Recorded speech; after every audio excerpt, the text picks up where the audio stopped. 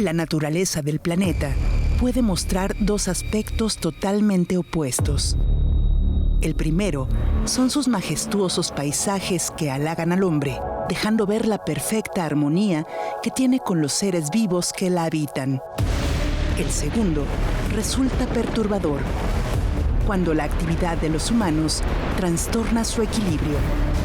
Deja ver su lado opuesto, una transformación agresiva y amenazante, que se manifiesta con devastadores fenómenos meteorológicos. Desgraciadamente, las actividades de los seres humanos están incentivando ese lado oscuro de la naturaleza. Hoy existe una compleja contaminación en el aire, agua y océanos, además de una sobreexplotación de los recursos naturales. El sobrecalentamiento de la Tierra, el cambio climático y la aparición de la COVID-19 son signos de este tiempo, que comprueban el grave desequilibrio entre la naturaleza y la humanidad. La alteración del clima y la deforestación están forzando a los animales silvestres a migrar a lugares que se encuentran cercanos a los seres humanos y a sus animales de granja. Habría que añadir la comercialización de vida silvestre. Este conjunto de factores trae consecuencias muy graves, como la transmisión de enfermedades zoonóticas. Ejemplo de ello es la COVID-19. La ONU, en el informe basado en los datos creados por la Oficina en colaboración con la Secretaría de la Conservación sobre el Comercio Internacional de Especies Amenazadas de Fauna y Flora Silvestre, CITES, asegura que sin interferencia humana a través de la captura, sacrificio, venta, tráfico, comercio y consumo de vida silvestre, la evolución y transmisión del coronavirus que causa la COVID-19 habría sido altamente improbable. Bajo este escenario, ¿cómo está influyendo el calentamiento global? ¿Qué es más grave, el cambio climático o la pandemia global de la COVID-19? ¿Qué oportunidades existen dentro de este caos? Al cambio climático y COVID es importante señalar que el cambio climático mata mucho más que lo que va a matar el COVID-19. Entonces es un tsunami ambiental mucho más estructural. Tan solo el calor excesivo debido al cambio climático son 250,000 muertos por año adicional. Una ola de calor en Japón son 1,000 muertos. Y a eso hay que añadirle la propagación de enfermedades infecciosas debido al cambio climático. Hay que añadirle los aumentos de extremos climáticos como inundaciones, sequías o incendios que generan más pérdidas humanas. Under the motto Earthrise, the coronavirus has underlined, while the scale of coronavirus has taken everybody by surprise, the same cannot be said about climate change. The scientific alarm bells have been ringing for years. Unchecked and unaddressed, climate change will directly impact this and future generations, and it will rob them of a chance to a healthy, happy, and productive life. La interacción indebida de los seres humanos con animales silvestres es lo que causó el COVID-19. Particularmente nosotros cuando hablamos del COVID-19 estamos hablando de una crisis no solo de salud pública, sino también una crisis económica global que presenta uno de los más grandes retos que tiene la humanidad en su historia moderna. En la actualidad, la humanidad está frente al mayor desafío global al que se ha enfrentado desde la Segunda Guerra Mundial. Sin embargo, en toda crisis también surgen grandes oportunidades. La ONU está trabajando con las naciones para poder convertir la recuperación en una verdadera oportunidad de hacer lo correcto, para enfriar al planeta, salvar vidas y recuperar el equilibrio entre el hombre y la naturaleza.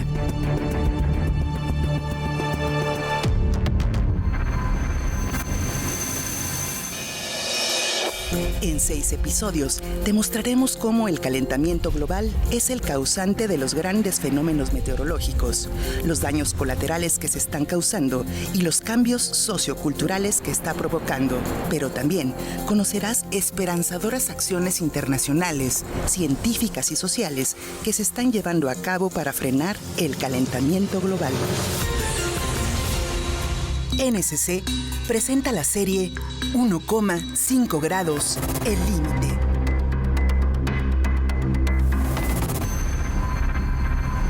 A partir de diciembre de 2019, el coronavirus COVID-19 se propagó aceleradamente por el mundo. La OMS fue notificada por primera vez en Wuhan, China, el 31 de diciembre de 2019. Un mes después, el 30 de enero del 2020, el director general de la OMS declaró que el brote de la COVID-19 era una emergencia de salud pública de importancia internacional, de conformidad con el Reglamento Sanitario Internacional 2005. En este mismo mes de enero se confirmó el primer caso en Estados Unidos y Brasil notificó el primer caso en América Latina y el Caribe el 26 de febrero de 2020. Desde entonces, la COVID-19 se ha propagado a los 54 países y territorios de la región de las Américas. Efectivamente, el virus, la COVID-19, se extendió rápidamente y exponencialmente por todo el planeta. La pregunta es, ¿el cambio climático influyó para su propagación?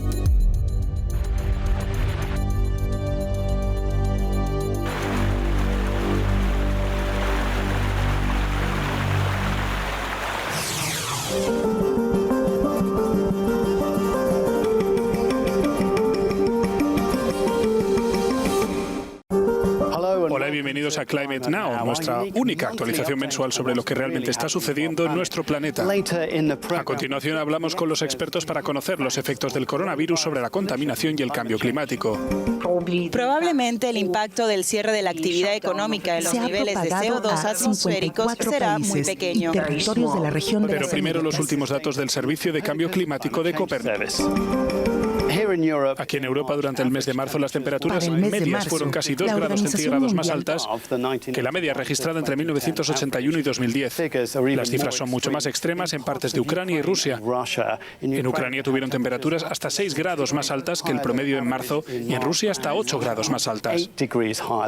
Esas áreas también son más secas de lo que se podría Desde esperar. entonces, Podemos ver que la humedad del suelo y la se ha humedad propagado relativa a han disminuido en esta 54 época del año. países y territorios de la región de las Américas. Marzo es un buen momento para ver el hielo en el Ártico, ya que es una época en la que la cobertura de hielo marino está en su punto más alto. Si miramos este mapa se puede ver toda la región del Ártico. Estas zonas en rojo son áreas donde hay menos hielo del que se esperaría para la época del año. Aquí alrededor de esta zona hay en realidad más hielo del que se esperaría. Generalmente la tendencia es a la baja. Aquí podemos ver anomalías desde 1979 y se puede ver que hay un 6% menos de hielo marino de lo que se puede esperar, aunque también hay mucha variabilidad. Para esta edición me propuse investigar qué impacto está teniendo realmente la pandemia del coronavirus para nuestro medio ambiente. Conversé con los principales expertos de la materia por videoconferencia. Esto fue lo que descubrí. Parece que Europa se ha paralizado. Las calles normalmente llenas de vehículos están vacías, ya que los países han cerrado totalmente.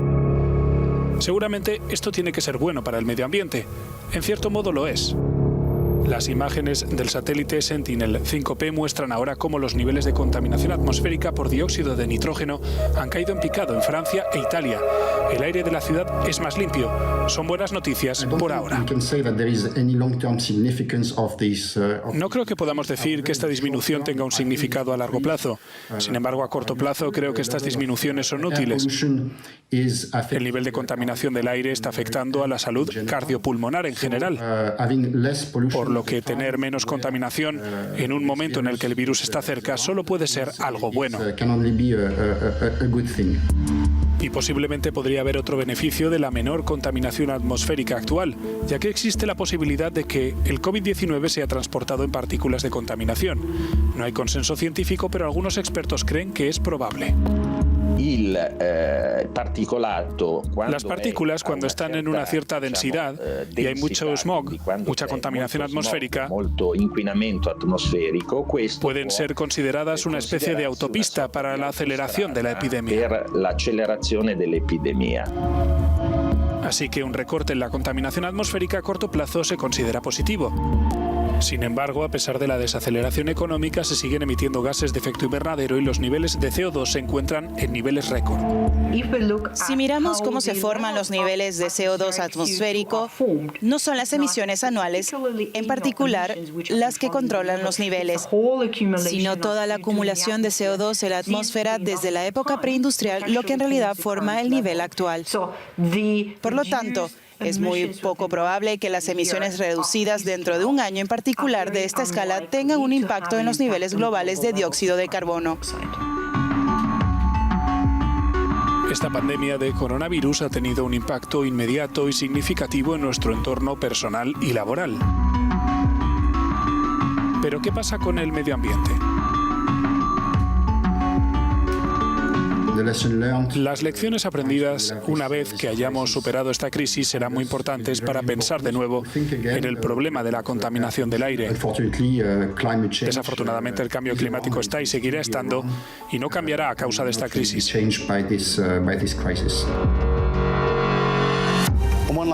Y para finalizar, ha habido muchas preguntas sobre si el virus desaparecerá una vez que llegue el tiempo de verano. La respuesta no es clara, no tenemos suficiente información todavía y hay tantas variables, incluyendo cómo nos comportemos ustedes y yo. Así que manténganse en casa y nos veremos en la próxima edición. Para el mes de marzo, la Organización Mundial de la Salud dio a conocer los alcances de la enfermedad COVID-19. Su contagio se había expandido hacia América, Europa, el Mediterráneo Oriental, el sudeste de Asia, África y el Pacífico Oeste. La reacción de la mayoría de los países fue que asumieron las recomendaciones del confinamiento de los habitantes en sus hogares, el cierre de la industria, el comercio, aeropuertos, suspensión de clases en las escuelas y universidades. En pocas palabras, paralizaron las ciudades para inhibir los contagios. A partir de este momento, las calles lucieron desiertas y los cielos contaminados de las grandes ciudades comenzaron a verse transparentes. El cambio climático no se detiene durante el COVID-19. Uno se puede fijar en las concentraciones de CO2 que están en la atmósfera en este momento. Son las más altas registradas desde hace muchas décadas y de hecho probablemente desde hace millones de años. Estamos en abril 2020 a 418 partes por millón, una concentración jamás alcanzada. Lo más importante es reconocer que las medidas de reactivación económica no pueden profundizar sobre las causas del COVID-19. Las causas siendo la destrucción de los ecosistemas y por otro lado, la causa más grande de todas, la consecuencia más grande de todas, que es el cambio climático. Significa salir con una línea y una hoja de ruta para que las economías logren transicionar a un sistema bajo en emisiones.